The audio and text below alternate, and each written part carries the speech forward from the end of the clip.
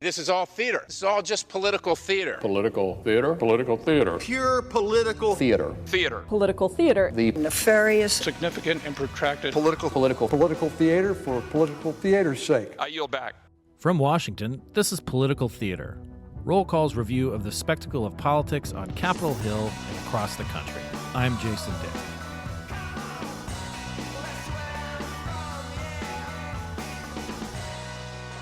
Well, we are getting into high gear for the election season. We just wrapped up a few primaries this week in Maryland, Nebraska, and West Virginia.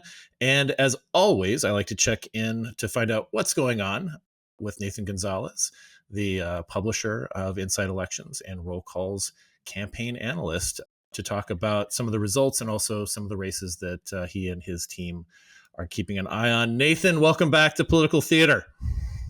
Thank you for having me. I have no idea how many times I've been on, but it's always a pleasure.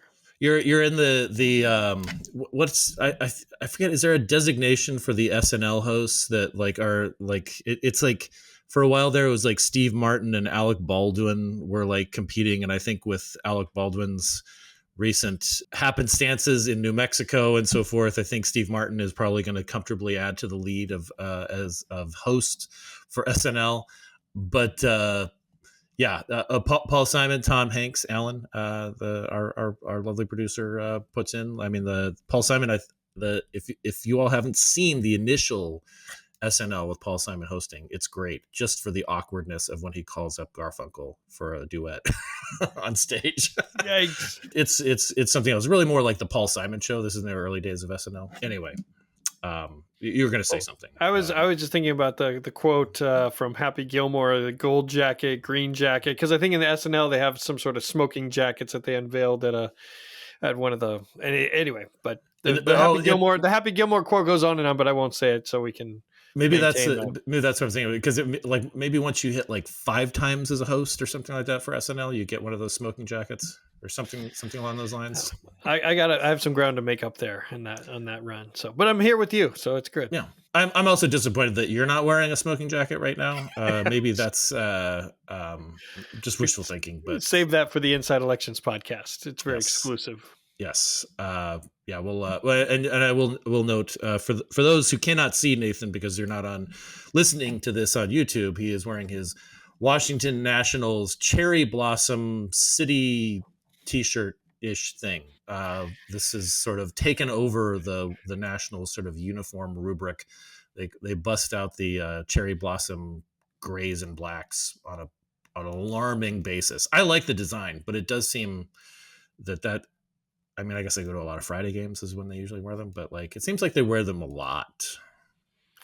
Yeah. Well, I'm glad you told everyone, because that's what they probably weren't going to listen any further, except what is Nathan wearing is what the top question people tune in for. I think that they first think is he going to wear his Blue Harvest t-shirt? That's right. And if not, all right. Well, we have we've done enough to drive off as many listeners as possible with this rather long preamble. Let's talk about these primaries that just wrapped last night here in the DMV. We had in its extended region. We had Maryland congressional primaries, including a top of the ticket sort of Maryland Senate race, which could be very interesting, and then over in West Virginia.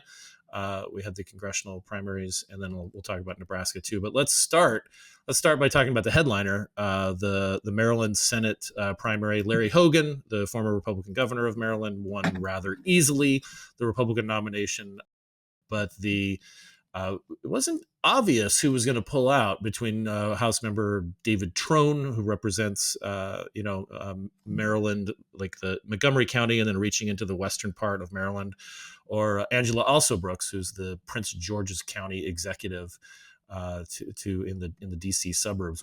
It wasn't obvious to me, at least, going in, who was going to pull it out. Trone spent about $11 billion, I believe, was the final tally of his own money. Slightly more than 60, which is close to 11 billion. Yes, 60 million, we should say. Yeah. Again, close to 11 billion. And you can see it if you drove anywhere in the DC suburbs. There were about 1 million David Trone signs. And then, he spent very liberally on television ads, not just in the DC market, but in Baltimore. Alsobrooks had the benefit of a lot of people endorsing her, including the governor, Wes Moore, Steny Hoyer, the former majority leader, Jamie Raskin, sort of all the a lot of the heavy hitters on Capitol Hill. So it was just, I mean, let's talk about it. Alsobrooks did pull this out. It didn't go that late either, which is, was interesting. I know that we have early voting, but what were your thoughts about that when you saw that she was going to win? I mean, not completely surprised in that it did appear that she had the momentum, but anytime a candidate is spending that kind of money, that has to be taken seriously. But the margin, it looks like it's not even going to be close when all the votes are counted. I think that was a surprise. Now, I think that when you zoom out and look at all of the Maryland races, this looks like Democratic primary voters continue to value nominating women, period, I guess, and or candidates of color. And Angela Alsobrooks, being an African American woman, is the type of candidate that Democrats are looking to elevate into higher office. But then when you look at some of the competitive congressional districts, that women won those as well. In the third district, State Senator Sarah Elfreth, and in the sixth district, which is the seat that Trone left in order to run for the Senate, April McLean Delaney won that primary. And so I think this is sort of where the Democratic Party has been headed. But then when you have someone like David Trone who's going to spend $60 million, that throws a wrench into a little bit of that trajectory. Right. Yeah. No. I've been interested in this race, even before Trone or before Hogan got in, which makes it, potentially competitive. This could be, a determinative, race, depending on how it goes. I mean, he left very popular it's interesting. Like, some people's theories about why he was popular is that, like, some of it was he found a way to get along with an overwhelmingly Democratic legislature who sort of, he wasn't able to pursue anything resembling, what you see in a lot of other states that had even one chamber of controlled by Republicans. So he, found a way to get along, and he's kind of an amiable guy. He goes to the Orioles and Ravens games and all that kind of stuff. But I was fascinated by it too, just because, when it became clear that it was going to be a Trone Alsobrooks race, this is replacing Ben Cardin, who's retiring. Ben Cardin, longtime Baltimore area politician. And that, for a long time, we had almost like this sort of balance, right? Where there was like a Baltimore area, kind of, senator and a DC area senator. And now all that power, this was between two people in the DC area. And Baltimore, was left without a champion, but also is probably pretty determinative of where this race went. I would guess that's my read on it. Yeah, I mean, it wasn't a Baltimore candidate, but it looks like Alsobrooks did very well. Fast. Yeah, exactly. In Montgomery County, which is Trone's base, like her victory looks like it's going to end up being pretty sweeping and convincing. We have to talk about one narrative, though, coming out of this, is that because if it had been Trone, that he would have continued to spend tens of millions of dollars of his own money fending off Hogan, making sure fending off Hogan. But now that it's Alsobrooks, who is not personally wealthy, that Democrats the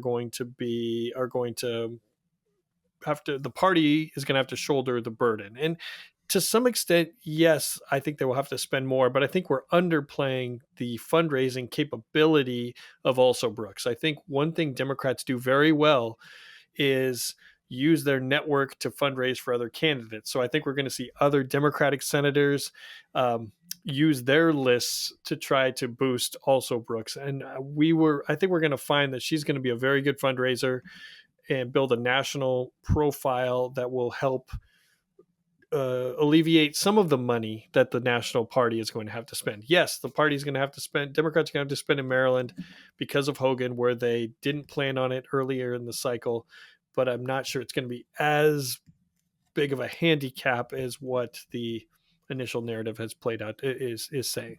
Yeah, and that will be, not just confined also to Maryland, political figures, like Jamie Raskin, who has a national profile and endorsed Alsobrooks.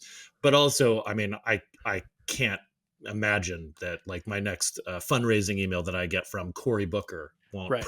won't Or mention Mark right, Kelly yeah, or whoever. right, I mean, it's just something that Democrats have done very well over the last few cycles is use each other to help each other, use each other's lists. And that's going to be coming over the next few weeks, I'm sure.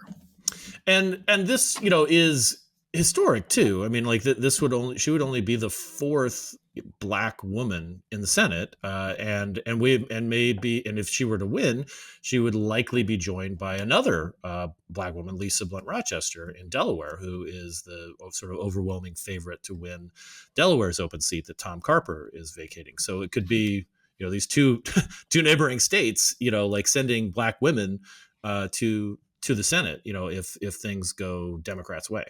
And also significant because Black women are one of the most loyal constituencies out there right now in terms of Black women with the Democratic Party. That is an important coalition or relationship for the Democratic Party, and I think this is. But the number of candidates has lagged behind that relationship to the party. And what's your rating right now for the Maryland race? Yeah, we have it rated elections? as likely Democratic, so it's not solid. We moved it out of solid when Hogan got in right before the filing deadline. If the election were held today, Hogan probably wins, but our ratings are a combination of where's the race today and where do we think it's going to be.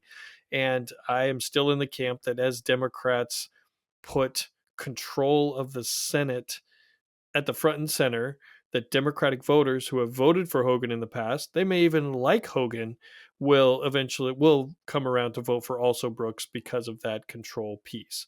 Democrats have work to do. It's not a given that happens, but they're gonna. I think that's why we still have it as likely Democratic and not something more competitive or not toss up or even leaning Republican. And might this, like being forced to organize, forced to diversify the fundraising actually have an added benefit of like helping the party, particularly in Maryland, but in other places you would think as well, sharpen their own campaign messaging? I mean, I'm guessing we're going to hear a lot about abortion rights in Maryland. Hogan has been, a little, he's been very careful in his wording, but he is, he's not an abortion rights champion. Right. And he's gonna, I think, try to change the conversation a little bit to be, I'm not going to vote for Trump. I'm going to be a maverick. I'm going to be a thorn in the side of Republicans, and all those things could be true, but he's not pro-choice, right? I mean, he's not, and Democrats are going to highlight that issue. And in Maryland, which is not a swing state, it's a place where Trump is probably going to get between 30 to 35% of the vote. That's a compelling message. Yeah. Anything about the House races stand out to you? I mean, you mentioned in the third district that that we're watching that. Another candidate who did not win in that was former Capitol Hill police officer Harry Dunn. He brought a little bit more attention than a likely or I think solid Democratic seat at this point. He did not win, but anything else stand out in terms of the other races? No, but that one, it was interesting because again, you had someone with a national profile, not a deep connection to the district, but because of that money, was he going to be able to win? And in the end, it was more of the local grassroots candidate who ended up prevailing. Remind me her name. I'm blanking on it right now. State Senator Sarah Elfreth. Yes. In that race. And so then my mind goes forward to Virginia, where there's a primary with someone with another national profile, Eugene Vindman, who came into the public spotlight during Trump's, I believe, first impeachment. Yes, the one over Ukraine.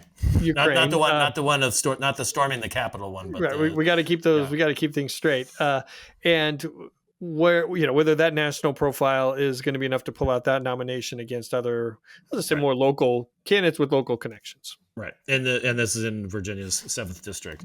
Okay, yeah. I mean, one thing I will note too is that we're getting some retirements. In Maryland, Dutch Ruppersberger retired, and his the Baltimore County executive Johnny, is it Oleski? Is that Oziski? I wish Jacob was on. You need Jacob for this one.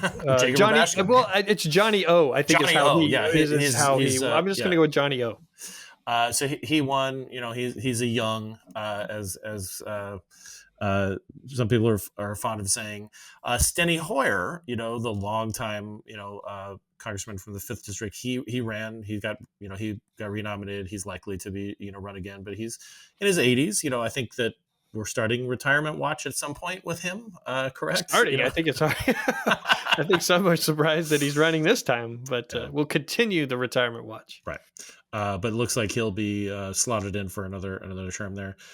Okay, let's talk about West Virginia. I mean, I know that West Virginia is, again, speaking of not a swing state, West Virginia is not a swing state either, but it does have an open Senate race that featured sort of a pretty high-profile primary between the sitting governor, Jim Justice, who's a former Democrat. I think he became a Republican after he was elected governor in his first term, I think, if I get that right. And he was running against Alex Mooney, the House member from West Virginia, Republican, also Alex X. Mooney. And this looked potentially competitive early on. And Justice, I mean, I think they called the race within 5 minutes or something like that. I mean, it was not close in the end. Yeah, it didn't end up being close. I mean, some of the outside money from Club for Growth that Mooney expected or the Club for Growth said was going to be there, they ended up not investing in the race. They didn't see it as a winnable, I think, opportunity because Justice did such a good job of in his profile. He is a larger than life figure in the state. Him and his and Baby Dog. Is there? So anyway, Justice. The bottom line, Justice is going to be a senator next year, right? I mean, this is Joe Manchin's seat. It is a likely or solid Republican pickup at this stage. So, and if Trump wins the presidential race, then that's control of the Senate. It's right. +1. It would get Republicans to 50-50, and then the new vice president could break tie votes. If Trump doesn't win, then Republicans need a second seat, and whether that's Montana, Ohio, or 6 other states, Maryland, or somewhere else, they need to get those. But yeah, the race didn't end up being very competitive or close by the end. Yeah, I kept an eye on it. I mean, I have a personal interest just in West Virginia because I I lived there for a couple of years. I was in the AmeriCorps program and taught at a university there for a year as well. And when I moved there in the year 2000, it was a lot more competitive at the congressional and federal level. And I mean, Gore lost it that year to George W. Bush. And it wasn't super close, but I think it caught some people by surprise. But it was so much about coal for one, because right. Gore is associated with the environmental movement and efforts to fight global warming, and folks in the coal industry, think that hampers their ability to make a living, and on guns too. And then it has just gotten more Republican over the years. They lost a seat in apportionment. So it's not 3 solid Republican House seats; it's 2 solid Republican House seats. But it's not even remotely on anybody's list of being competitive at any point, I don't think. Right. Yeah, the cultural conservatism of the state kind of eventually caught up with the politics of the country in terms of the alignment of the country on those. Or maybe the country caught up with West Virginia, because I remember speaking to a former colleague who I worked with as a editor at National Journal. His name is Jack Deutsch, and he was from West Virginia, and he had worked at the Charleston Daily Mail for years. And we would have these conversations about West Virginia. And he said, it's an interesting, place because it's culturally conservative and economically liberal. And that's not like the common combination at that point when we were, talking about having these conversations in the aughts. Now that is Trump. That in a nutshell, that's kind of Trumpism, and that's certainly what Justice has been able to, Jim Justice, that is, has been able to tap into, is cultural conservatism, economic liberalism, and that's kind of that's a big part of the Republican base now. Yeah. Because not too long ago, you had senators, Rockefeller, and then Robert Byrd. I don't know if listeners have heard about him. He represented the state for a few years. So just a few, yes. All right, and last but not least, in the because this could be potentially determinative of the House majority or help do it is Nebraska. I mean, Nebraska is, again, not a swing state, but it is an interesting state because whoever wins each congressional district, like that. So if you win Omaha, for instance, which Don Bacon currently represents, as you know, you get that electoral vote as a president, but the other two districts, if they vote the other way, that goes the other guy. So in the case of 2020, Joe Biden won the first district in Omaha. He lost the other two districts, so he got an extra electoral vote out of it. And it's an interesting, because this election will likely be close, it seems, and every vote counts. Nebraska does this, Maine does this, with the districts. But let's talk about Don Bacon, because he's a Republican who represents a district that keeps voting for Democrats. Right, and Don Bacon, he had a primary that people were keeping. We were keeping an eye on, at least half of an eye, but it ended up not being close. In the end, the thing though that might be most interesting is that the primary that didn't happen, and that was on the Democratic side. The Democrats have had a competitive primary in this district for the last at least 3 cycles that has kind of set them behind a little bit heading into the general election. But this cycle, State Senator Tony Vargas, there was not a competitive Democratic primary. He is moving ahead to the general election. He was the nominee last time, lost by about 2.5 points to Bacon. And we actually just met with him in D.C. a week or so ago. There were candidates, a bunch of Democratic candidates were in town for a candidate school, and he was, I know, excited that he didn't have to worry about sort of dealing with the Democratic primary process, and that he could focus on Bacon. And this is going to be a top race. You mentioned the presidential, just to reiterate how important this one electoral college vote is. If Biden does not win Georgia, Nevada, Arizona, where places where he's really struggling right now, he has to win Pennsylvania, Wisconsin, and Michigan. And that gets him to 270. 270. That's with the Omaha, with Nebraska's second district. If he doesn't win that district, that puts him at 269. And that would be then a tie if Trump wins everything else. There's no other weird stuff with those. So that would be 269 tie. And then the scenarios get more crazy. Yes. Yeah, we have to start looking at the stuff from the 1890s and so forth. Contingent election. Yes. So let's talk before we sign off here about some of the other races that you're keeping an eye on. I know that you had some rating changes recently. In particular, what caught my half eye, full eye, 2 eyes was you changed the rating in Arizona. The developing race for an open seat, Kirsten Sinema, who looks like ran her last ACLI challenge race this morning in Anacostia Park. There's a race that members of Congress and the media and the Supreme Court and everybody else runs. She's usually the fastest woman from Congress. She's retiring. And it looks like it's going to be a Ruben Gallego, who's a House Democrat, and Kari Lake, who's a Republican, former TV anchor in the Phoenix area and ran for governor. And she lost in 2022. I think we can say that safely. She lost because there's a different person in the governor's mansion right now.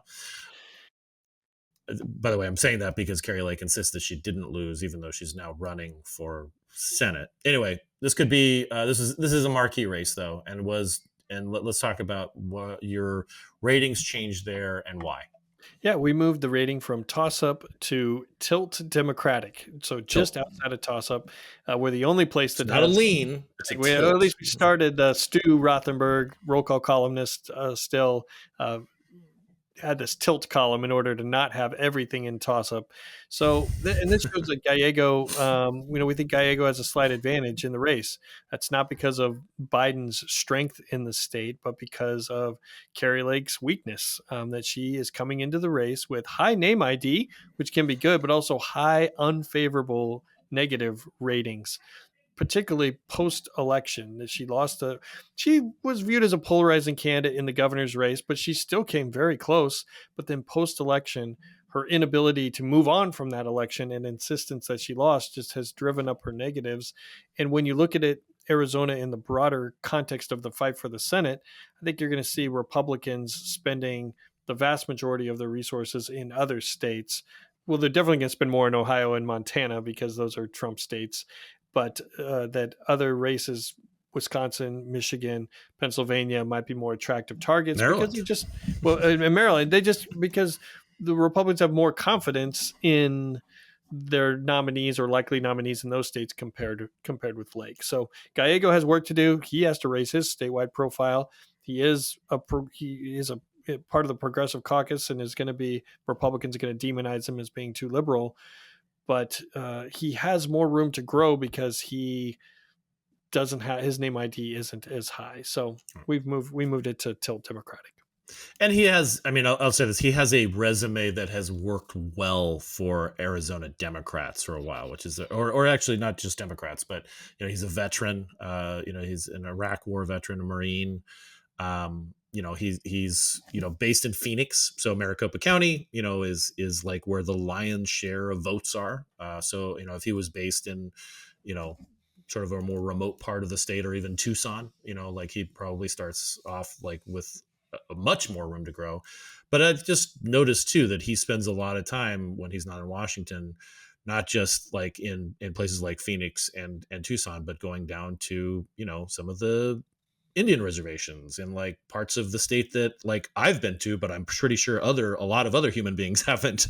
And seems to be, has been working, on this groundwork or has been doing the groundwork for a, political campaign for a long time. But again, I'm fascinated to see how this race develops. I mean, I can't help but think that Trump's going to spend some time in Arizona just because they see a real opening there. And as you said, Biden has really struggled, polling in particularly Nevada and Arizona and Georgia. And Biden has to keep it close at the top of the ticket. If I didn't believe that Gallego was going to overperform, we wouldn't have moved the rating. But Biden can't get crushed at the top, and Gallego overcome that. But it looks like Gallego see him with a narrow advantage in the final 5+ months.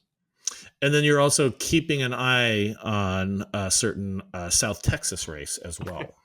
Right. Texas Congressman Henry Cuellar, we've moved the rating of that race from solid Democratic to likely Democratic. And we've kind of gone back and forth. This race actually started in likely Democratic on the broader House battleground, but then Republicans had no interest. Really, they weren't interested in the race. That changed when he got indicted. and so now there's renewed interest. Republicans still have to get a nominee. There's still a runoff at the end of this month. See who the nominee is. Basically, the party is going to have to come in and pump up or prop up that Republican nominee. But indictments do throw a level of uncertainty in the race. So I feel like we had to pull it out of solid and at least put it in likely. It's still a Democratic leaning district, but the legal stuff, and he has, aides that are pleading guilty, and it does not look good. But I have learned over the years, Jason, that just because someone is in legal trouble does not guarantee they're going to lose. I wrote a very long, I thought a very smart story about Louisiana Congressman Bill Jefferson, that when they found cash in his freezer, I assumed that voters were going to then vote him out. And Jason, that was very wrong. He won the next election. He lost the one after that, but the one immediately he still won. And so I've become more cautious. Like, all right, let's just wait to see how this plays out, even though there's charges of bribery on the table. Well, and again, Cuellar is not alone in facing legal jeopardy among political figures. Bob Menendez, his trial, got underway in New York for corruption charges this week, and he may run, depending on if he gets clear of the charges. If he's not convicted, he may run as an independent in New Jersey. And then, of course, we have the former president, Donald Trump, on trial right now in Manhattan and facing other trials where, it's not clear when those trials might start. But it seems like, maybe the public is growing accustomed to some of these, these sort of spectacles, things that we thought were damaging. Now, like Trump had the entire Republican, kind of at least, his sort of acolytes up there, including the Speaker of the House this week. Yeah, and everyone in uniform with the red ties. And let's take those two and compare them to Cuellar, right? Cuellar could end up being sort of in the Trump category, where the legal issues don't really hurt his political standing in a measurable way, at least up to this point. Or it could be closer to Menendez, where Menendez support has cratered, right? I mean, it is just, he might run as an independent. I don't even think it's going to be consequential at this point, because he is just so unpopular. So these indictments are just a few weeks old in Texas, or in the Texas case. So we'll see how Cuellar support, if it just kind of if it still rallies behind him, or if it drops, and that could give Republicans an opportunity. And Democrats can't afford to lose any of their seats. They need to gain 4 seats, and losing any of their own makes it more difficult to get to the majority. All right, Nathan, thank you so much for walking us through this. I think that I don't know when we get a break necessarily in terms of, I guess the conventions will provide us a little bit of a break with some of the primaries, but then some crazy primaries start up in August too. So this is going to be a long haul, for congressional primaries at least. And I'm excited. We got Oregon next week, so that's where my bias from growing up in Oregon, a few big primaries there. The primary to replace Earl Blumenauer. It's basically the Democratic primary. Portlandia, yeah. And you have Congresswoman Jayapal's sister running for Congress in the 3rd district, but then a consequential primary in the 5th district, where Democrats here in D.C. are trying to not nominate Jamie McLeod Skinner again, who lost to Lori Chavez DeRemer. But lots of stuff. Maybe probably for another podcast we could talk about Oregon. Well, why don't you take this opportunity to shamelessly plug your own podcast where you discuss the Oregon race? Yeah, actually, on the new episode of the Inside Elections podcast, we do talk about these Oregon races, and we have our guest, Dirk Vanderhart of OPB, Oregon Public Broadcasting. So join us, check it out, and you can hear more about those races. Virtuous cycle here. There we go. Yeah, we know it's all friends. It's a small world. Well, thank you very much again, Nathan, and thank you out there for listening or watching, as it may be the case. I mean, who wouldn't want to watch, a couple of middle-aged guys talk about politics in separate rooms? But thank you again for your support. Please go to rollcall.com for the stories that we will put in the show notes, and other stories that Nathan and his team write. You can go to Inside Elections, but also to rollcall.com for Nathan's commentary and the great Roll Call campaign team's analysis and rundown of these races and more. And subscribe to our newsletter. Thanks again.